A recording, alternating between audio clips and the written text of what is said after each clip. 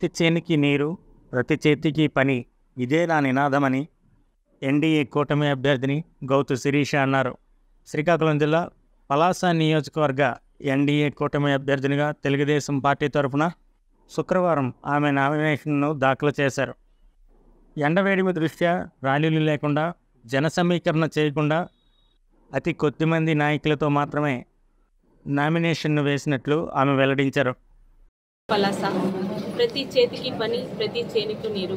పలాస అంటే మళ్ళీ పరిశుభ్రంగా, ప్రశాంతంగా, ఒకవైపు జీడి వ్యాపారస్తులు, ఒకవైపు రైతులు, ఒకవైపు అన్ని వర్గాల వారు కూడా ఎటువంటి రెడ్ జోన్లో లేకుండా ఫ్రీగా ప్రజాస్వామ్య పద్ధతిలో ఎవరికి నచ్చినట్టు వాళ్ళు పలాసలో బ్రతకడానికి, ముఖ్యంగా ఈ 5 సంవత్సరాలు ఇక్కడ జరిగిన ఇబ్బందులు రేపు ఉదయం నామమాత్రం కూడా ఇక్కడ లేకుండా మళ్ళీ పలాస శ్రీకాకుళం జిల్లాకి వ్యాపార కేంద్రంగా వెలగడానికి, ఇక్కడున్న అన్ని రకాల వర్గాలకి, రైతులకి, వ్యాపారస్తులకి, మహిళలకి, ప్రతి ఒక్కరికి కూడా అన్ని రకాల సంక్షేమ పథకాలు, అభివృద్ధి పథకాలు తీసుకుని వచ్చి పలాసని శ్రీకాకుళం జిల్లాలో మళ్ళీ మంచి పేరుతో నిలబెడతానని మీ అందరి ద్వారా తెలియజేస్తున్నాను.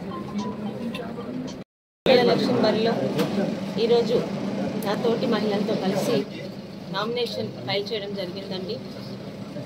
5 సంవత్సరాల అర్ధరహిత పాలన తర్వాత ఈరోజు ఆంధ్ర రాష్ట్ర ప్రజలకి తెలుగుదేశం, జనసేన, బీజేపీతో కలిసిన ఎన్డీఏ ప్రభుత్వంలో మళ్ళీ ఈ 5 సంవత్సరాలు కోల్పోయిన సంక్షేమ అభివృద్ధితో పాటు ప్రజలకి ప్రజాస్వామ్యం ప్రశ్నించే హక్కు వచ్చే గవర్నమెంట్ రావాలని, మరి వచ్చే జనరల్ ఎన్నికల్లో మే 13న పలాసలో ఉన్న ప్రతి ఒక్క ఓటర్లకి, ప్రజలకి, అన్ని వర్గాల వారికి మళ్ళీ పలాసాని కాపాడుకుందాం, పలాసాని సంరక్షించుకోవడానికి తెలుగుదేశానికి, సైకిల్ గుర్తుకి, గౌతు శిరీషకి ఓటు వేసి గెలిపించాలని కోరుకుంటున్నానండి. మీ ద్వారా